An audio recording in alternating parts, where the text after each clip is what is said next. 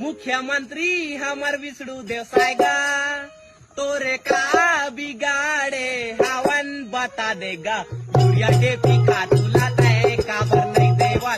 छत्तीसगढ़ में किसान खाद के कमी ले परेशान काबर है। 1200-1300 में हमन खुद ले हन साहब यूरिया ला।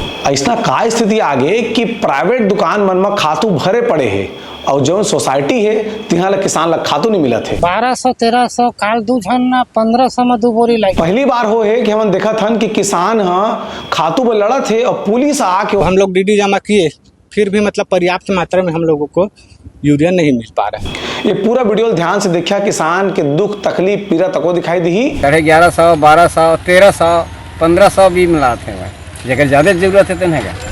अगर अब तक तुम्हारा अपन चैनल सीजी बॉक्स ला सब्सक्राइब नहीं करे हा तो कर लेवा कावा सब्सक्राइब करिया तो तुम्हार मुद्दा उठाए वाला जो समाचार रही सब ले पहली नोटिफिकेशन तुम्हारे फोन में पहुंची। सब्सक्राइब करे तो मैं कहबे करता लेकिन वीडियो शेयर तको करागा ताकि किसान जब देखी ना तो बात धीरे धीरे सरकार तक पहुंचते और व्यवस्था में बदलाव के उम्मीद हमन कर सकत हन।